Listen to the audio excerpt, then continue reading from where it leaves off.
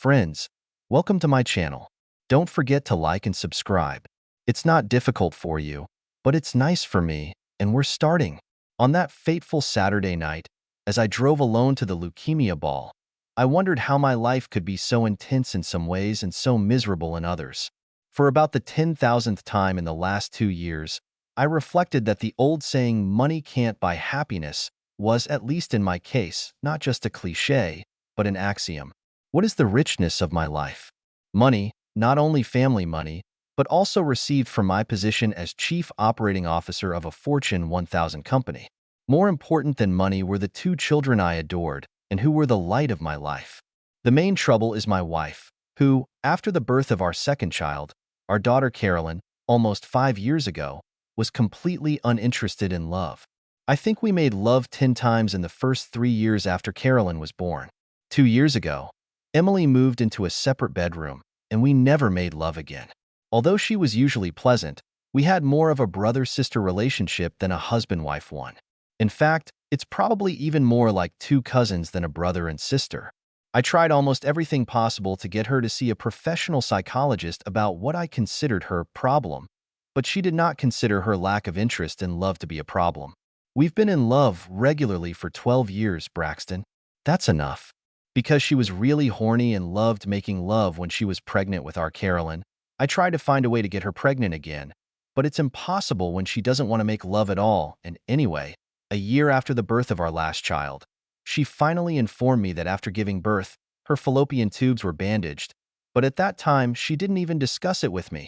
I tried to talk to Emily's younger sister Madeline and her mother Colette. Madeline, who was going through a divorce without any arguments, if at all possible, without children, said, "This is your problem, and I would never interfere in such personal matters." Actually, her dismissive attitude made me a little angry. I thought we'd always had a good relationship. In fact, I could have married her if I'd met her before I met Emily, and I've done a lot in the past to help her and her defaulting husband. However, she was right that it was strictly personal, so I gave her some indulgence. Colette was furious that I'd even brought it up.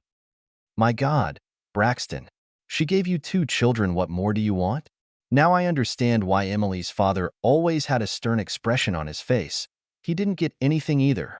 Colette was as cold as Emily. I tried to involve our priest in this, because Emily claimed that she was religious.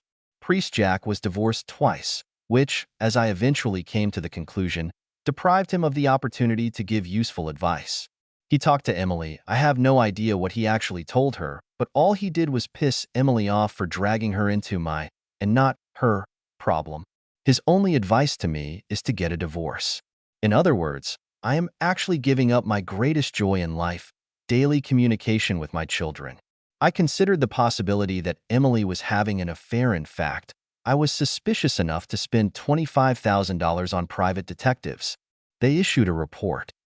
"She's the most boring object we've ever observed," the head of a private firm told me after he'd been monitoring her for 3 months.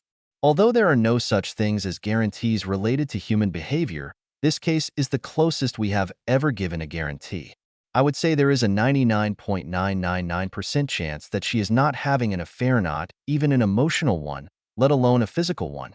In fact, on some level, I'd rather she had an affair than have her be the most boring topic in the world. At least then I would have an explanation.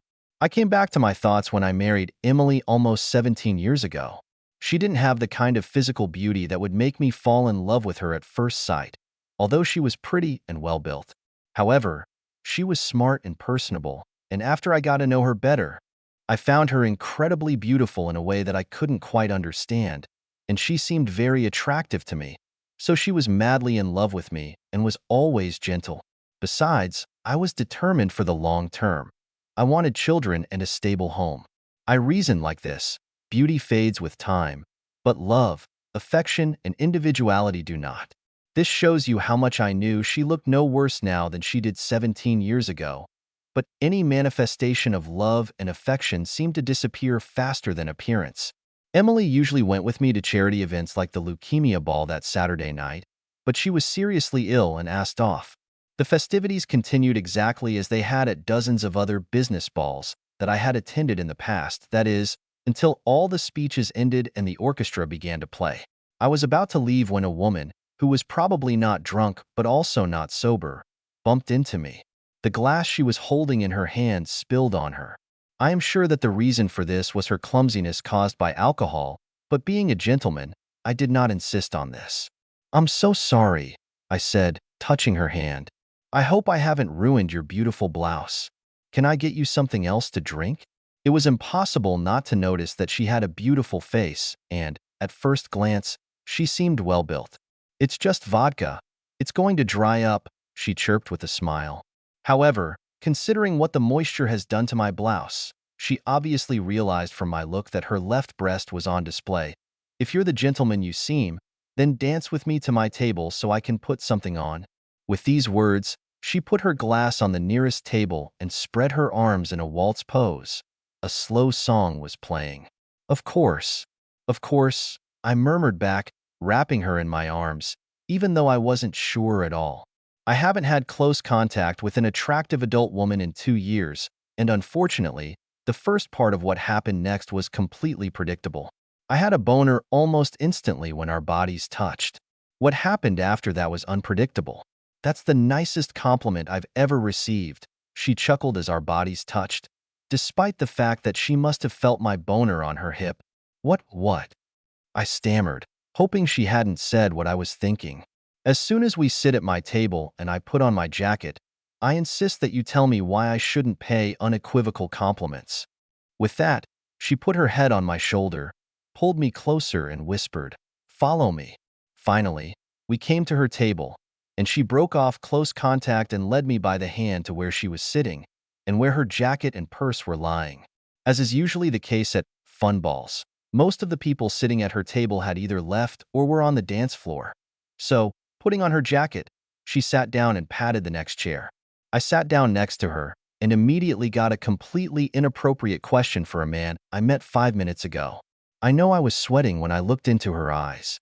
From our dancing and the way I looked at her as she led me to the table, I realized that she not only had a beautiful face, but also a gorgeous ass and legs, and of course, a really beautiful and large left breast, which, as I assumed, corresponded to the right one.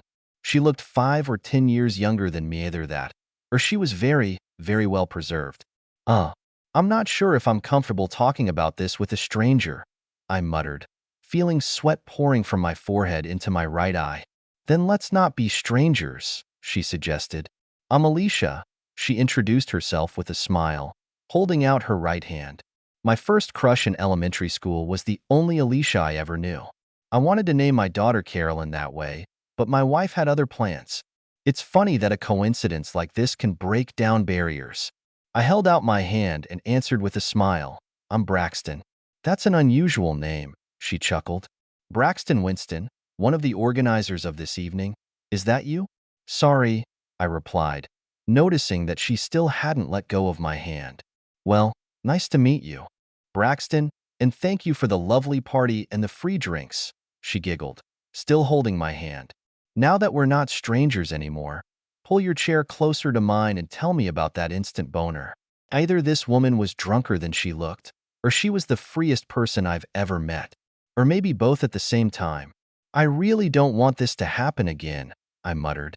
"I'm an office therapist," she chuckled. "I'm sworn to secrecy." Although the sweat was pouring into my eyes even more, I still told her about my problem. "I've only made love to my wife 10 times in the last 5 years, and not once in the last 2 because she left me. She refuses to admit that she has a problem and does not want to meet with anyone about it. I haven't cheated on her, so I haven't had love in 719 days about. When I started dancing with you, it was my first close contact with a beautiful woman in almost all this time." She laughed when I said, "Approximately. Are you sure it hasn't been 716 days?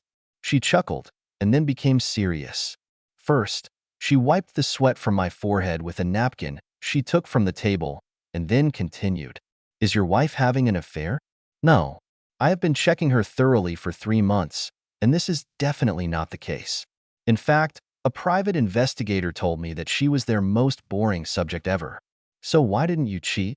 "I have 2 wonderful children, and I'm not the best actor or the most reserved guy in the world. I'm afraid that if I were exposed, I would lose the wonderful relationship that I have with them now. So her position is that even if she doesn't want you, no one else can get you? Unfortunately, yes. I hinted at this topic in many of our conversations when I tried to persuade her to turn to a professional, and my thoughts were bad. Really bad. Even though Alicia was serious, a big smile suddenly appeared on her face. You know what, Braxton? Maybe tonight is your lucky night. How is this so? I asked, puzzled. Maybe I have the answer to your problem. Are you a real psychiatrist and not just an office psychiatrist? No, I'm married, preoccupied, completely secretive, a machine, a modern courtesan. It just so happens that I'm looking for a new lover, since I never have more than one at a time. I was amazed. I started looking around. Are you here with your husband? Hell, no. He's away on business. Are you poor? I asked. Actually, I don't have as much disposable income as I would like, but my husband is incredibly rich. Unfortunately, he's a control freak, a legendary miser and impotent. Otherwise, I wouldn't be a courtesan. No doubt I stared at her for a long time with my jaw hanging open. She stared at me unblinkingly, with a devilish grin on her face. Finally, I said, "You're not kidding, are you?" "I've never been so serious," she said, and her smile disappeared. "I see that you're showing some interest. Let me show it," she said, and her mischievous smile returned. With that, she stood up, took my hand, and led me out of the hotel ballroom into the nearest empty windowless conference room. She turned on the light, sat me down in front of her with my back to the door, took off her jacket, quickly unbuttoned her blouse and slipped out of her skirt. Then she untied my tie, wiped off the remnants of the liquid that I had sprayed on her body, and stuffed the tie into the side pocket of my jacket. "A souvenir," she grinned. "I can tell by your reaction that you're hooked. When we get back to the table, I'll give you my disposable cell phone number. Call me on Monday at 10 a.m. and I'll arrange a meeting with you. I'll explain how this will work," she said, buttoning the last button on her blouse. She took my hand, turned off the light, led me, looking like a zombie, to the table, wrote her mobile phone number and Alicia on a piece of paper and put it in the inside pocket of my jacket. Just as another slow song started, she led me back to the dance floor. I couldn't do anything but follow her example, slipped her right thigh between my legs, and melted into my arms. After another slow dance, she looked at her watch and smiled and said, "My husband's limo will pick me up in 5 minutes. Don't forget to call at exactly 10 a.m. on Monday morning. I'll be waiting for you." Quickly kissing me on the lips, she picked up her jacket and purse from the table and, provocatively shaking her ass a couple of times in my favor, left. Emily was still sick, so I took this opportunity to do something completely pointless that would help me take my mind off what was between Alicia's legs. I took the kids to the zoo, then for ice cream, then to the park, and then to their favorite restaurant for dinner. By the time we got home, they were completely destroyed. In fact, I had to carry my sleeping 4.5-year-old daughter Carolyn from the car into the house, and her 7-year-old brother Bradley was sleeping almost standing up.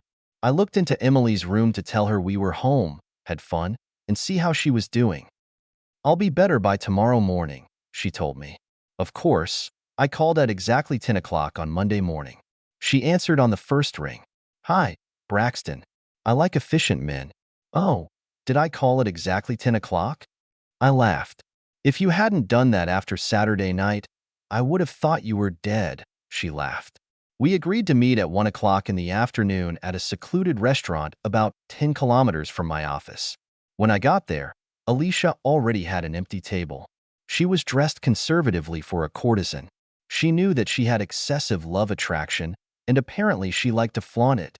She gave me a quick kiss on the lips, stood up to greet me, and then, when we sat down, said, "I hope you don't mind, but I ordered a special dish for you today. You'll love it." Alicia was friendly, but at the same time very professional when she handed me a disposable phone. "That's how it's going to work, Braxton. We only communicate using these disposable phones. I've already pre-programmed my disposable phone number to yours. This is speed dial number 4. I also programmed your phone to display another number on your screen when you dial my number, which was reported to the mobile operator.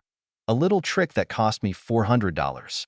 When I call you, your display will say Chinese restaurant." I nodded my head, twirling the phone in my hand. "For any voice messages, use the distort app on your phone and never, in any case, use our names. In addition, all messages regarding time and place are encoded. This document, she said, handing me a 2-page printout, contains all the codes.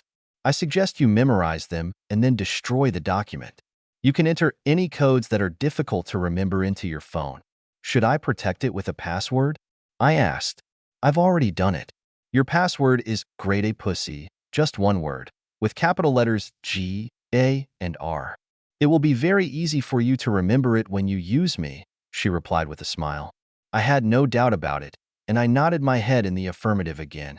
The cost of the session is $1,000, which is paid in cash.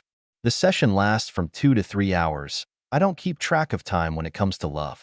If you're too busy to give me 2 hours, you'll still pay $1,000. But after our first love, I guarantee there won't be any problems. I smiled broadly.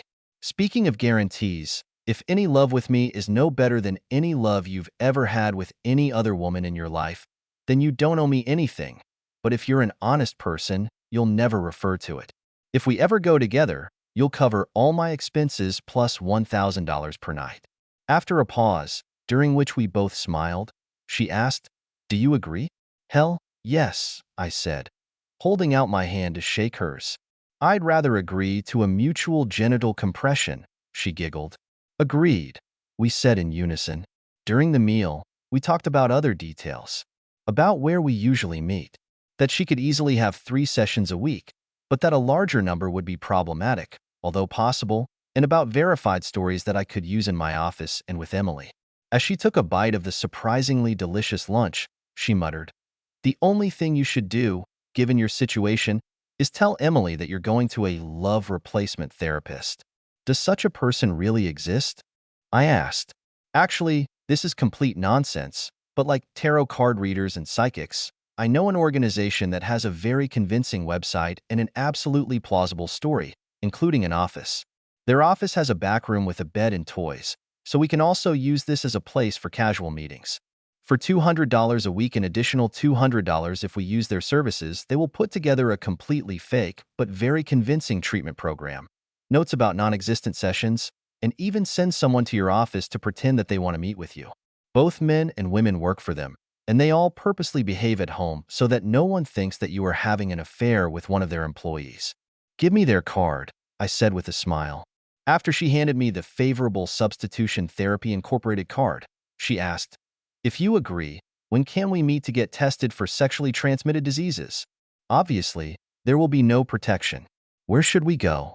"There's a lab 3 blocks north of here." "Let's go right now," I said with a wide grin. We didn't finish the signature dish, but our stomachs were full. I paid and left more tips, but not enough to be remembered, and we drove Alicia's car to the lab. "By the way," Alicia said as we drove there, "I forgot to tell you one thing I need to tell you. My last name is Kavanaugh." I thought about it for a second. She had a devilish smile. I've been racking my brain trying to figure out why.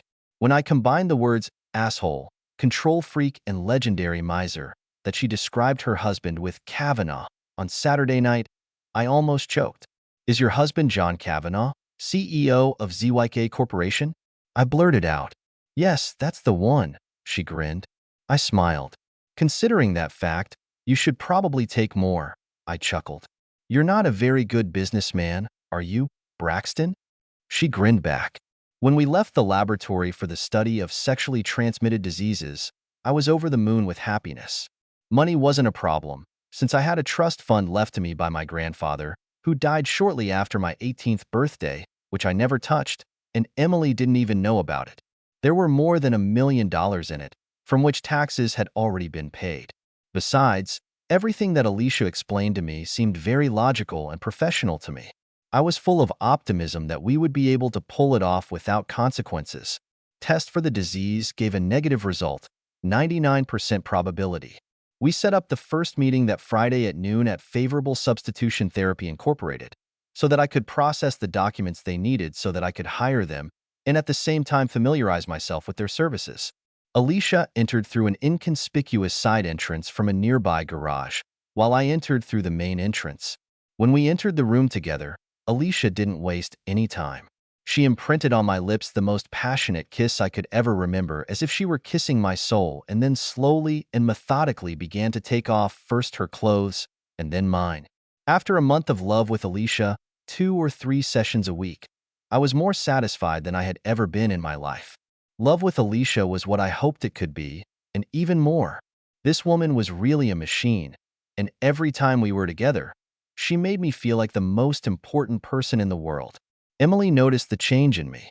One night, after we put the kids to bed, about 5 weeks after I met Alicia, Emily sat next to me as we watched a DVD. "You've been looking very cheerful lately, Braxton," she said in a pleasant, non-threatening voice. "There's a good reason for that," I replied. "What, are you having an affair?" "What is it?" she asked in a tone more playful than accusatory. "No. If that were the case, I would probably be in an even better mood," I replied, looking her straight in the eye. "I have some good and bad news related to this. Do you want to hear them?" "Of course." "Wait a second," I said, getting up from the couch, went to the office and returned with a brochure from Favorable Substitution Therapy Incorporated. I handed it to her. "I've been in therapy at this organization for the last month, maybe a little more," I said, pointing to the promotional brochure. "Although, of course, their therapy is not as good as love, but it is surprisingly successful in relieving tension. I think if I keep this up, I can hold out until the kids go to college without filing for divorce or having affairs." Up to this point, she had been carefully studying the brochure. Then she lifted her head and looked into my eyes, not sure if I was being serious or teasing. What was that, Braxton?" "I'm not sure I heard you correctly." "I believe you heard me correctly, Emily. Do you really think I could live the rest of my life without love, or without something to replace it? If the Favorable Substitution Therapy Program continues to help me, I will not file for divorce until both children go to college. If I can't hold out that long and I need real love, I'll tell you about it before I have an affair. Then you can decide if you want to file for divorce, or you can put up with it while I keep it a secret." I didn't really lie to Emily. I didn't have an affair. I was making love to an expensive call girl, or, as Alicia liked to call herself, a modern courtesan. I could tell that Emily was stunned.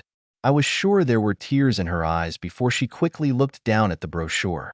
She continued to read the brochure, only wiping away her tears once when she finished reading. "Does it really help you?" "What is it?" she asked, turning to me with reddened eyes that had no tears in them. "So far, yes. You know, this is the first time you've talked about divorce," she replied. "Probably because I love children so much and I can't accept the idea that I won't be with them every day, but it's hard to accept this without love. And if nothing changes, even if favorable substitution therapy allows me to hold out for the next 14 years until Carolyn goes to college, soon after that I will make a real storm." Emily was silent for a long time, pretending to watch TV, but in fact she was lost in her own thoughts. After about 10 minutes, she turned to me, kissed me on the cheek and said, "Thank you for being honest with me. I need to think about something." Then she really put her head on my shoulder and held it there for the rest of the movie. I didn't know what she would think about, but of course I wouldn't give up on Alicia. After you've had a love like a roller coaster or fireworks, that's how I describe love with Alicia. We won't go back to vanilla anymore. I thought it would be funny if all I had to do was mention the divorce to get her back in the saddle if, of course, that's what was going to happen. Over the next 2 months, Emily treated me with more tenderness than she had ever treated me since Carolyn was born. It seemed that the probability of love was still low, although I still considered it possible. No matter what happens, I will still use Alicia twice a week. Speaking of Alicia, things couldn't have been better between us. Not only was love amazing, but it was fun to be around and interact with her. We actually met for lunch without love several times, and once, when the electricity went out in my house, we went to a matinee movie together. The best time was when we were both at a charity ball with our spouses, and I was surreptitiously lasciviously staring at Alicia while she was dancing with her dorky husband John and licking her lips while looking at me. I actually went over to talk to John, pretending that I didn't think he was the biggest asshole in the world, and asked him to introduce me to his charming wife. Shaking Alicia's hand, I praised her dress and shoes. Both were bought with the money I paid Alicia, and the things she showed me just 2 days before the ball, when she defiantly undressed before we made love. I was surprised myself how pleasant it was to chat with John when his wife was standing next to him, dressed in a dress that I paid for, when she and I knew that we were making love, and he had no idea. It seemed like 4 days after the ball when Emily shocked me to the core. The kids were in bed, and I was about to watch a baseball game on TV when she came up to me, gently took my hands and said, "Honey, can we talk?" I finally figured out what we were talking about a couple months ago when you told me that you would divorce me as soon as Carolyn went to college. Of course, Emily. I'd love to talk to you. Where can we talk? What about the office? What is it? She asked. Of course, I said. She took my hand and led me into the office. This room was the farthest from the stairs leading to the children's rooms, and the only one on the second floor of our mini-mansion where there was a bed, although it was retractable. I was surprised that the bed was open, but we were sitting on chairs at the desk in the room, not on the bed. I, it's really difficult, so stay with me, Braxton, she stammered, barely able to maintain eye contact. The reason why I have never contacted a psychologist or a doctor about my low, virtually non-existent, libido is that it is the same as my mother's, and this is despite the fact that she still unsuccessfully goes to various practitioners. My father has learned to live with it and says he is happy, and I mistakenly thought that maybe you could be happy someday too. After our conversation a couple of months ago, I now realize that this is impossible. She almost burst into tears, but I wasn't going to interfere. I sat quite impassively, and, as I hoped, at least a little compassion was reflected on my face. Emily hesitantly continued, I think I have a solution. Let me ask you something. If I could find a surrogate wife for you, with whom you would be happy in love, do you think you would be able to avoid an affair and stay with me when I need you most? After the children leave? It was the last thing I expected. I'm not sure I heard you correctly, I muttered. Can you repeat that? She repeated it, this time without hesitation in her voice and looking into my eyes all the time. Wow, I exclaimed. Maybe, I don't know. Of course, I never thought about it. Do you really think you can find someone who would agree to this? Someone we'd both be comfortable with? I have already found someone who will agree, and, I may add, with great enthusiasm, and with whom I am comfortable. I think you'll agree too. I do not know, Emily. I still have a lot to digest. Why don't you see who it is and try it, and then we'll talk about it later? What is it? She asked. When I didn't answer, she continued. Please be ready to do it. Okay, I replied, shrugging my shoulders. I expected her to talk about something that would happen in the future so that I would have a few days to think about it. But it's not like that. She was talking about the present. Emily pulled her phone out of the pocket of her housecoat and muttered something into it that I thought was "come in now," and then turned it off and put it back in her pocket. 2 minutes later, her younger sister Madeline entered the room, dressed in Daisy Duke shorts, an open-belly spaghetti strap top, and 10-centimeter heels. I had never seen such an outfit from any of Emily's family members before and did not expect to see it in any way. However, it was a good outfit. Really good. Madeline? I blurted out unconsciously. Hi, Braxton, she replied with a wan smile. Yes, dear Madeline, Emily said. You've always liked her, and this week she finally got divorced. She has no desire to get married again, and she did not inherit the same problems from our mother as I did. I didn't really answer verbally, of course. Emily walked out the door, closing it behind her. This is really awkward, Braxton. Do you want me to leave? Madeline asked modestly. What? No. No, Madeline. I don't want you to leave. I just want to know that you and Emily are sure about this. I'm quite sure. It's probably no surprise to you that I've always been partial to you. You've been doing sports, I admired, looking at her flat stomach and slender hips. You too, she said, stroking my chest with one finger. Actually, I've been doing sports, but only with Alicia. However, I had lost a couple of pounds and felt better than I had in the last 10 years, so I was sure Madeline wasn't joking. That night we slept together in the study, touching bodies all night. We made love 2 more times, once doggy style and the other hugging when she was almost comatose. I could get used to this, I thought with my mouth full the next morning, before an alarm on Madeline's smartphone drew us into conversation. We got dressed and went to the kitchen before the kids showed up. Madeline threw a robe over her Daisy Duke shorts and a spaghetti strap top, as the children would have been shocked by her appearance. They were thrilled that Aunt Madeline had spent the night with them because they liked her, and she spoiled them terribly. Of course, they had no idea what Aunt Madeline was doing with Dad all night. Given Madeline's work and travel schedule, as well as her desire to keep her own apartment, which I easily understood, she, Emily, and I worked out a plan according to which she usually spent Saturday night and one more night a week with me. The three of us went to cultural events and parties together whenever possible, and sometimes I could go out alone with Madeline or with her and the kids if Emily couldn't come. It perfectly matched my 2 sessions with Alicia a week. I never, under any circumstances, assigned Madeline an evening when I would be with Alicia in the afternoon, because I would be knocked out of my rut and would not be able to properly serve Madeline. Madeline was the second best partner in love after Alicia and not much inferior to her of all that I had in my life. My love life has gone from almost perfect to very perfect. So far, I've been enthusiastically using Madeline and Alicia for 2 years, and life couldn't be better. I think that money, along with some other things, can still buy happiness. End.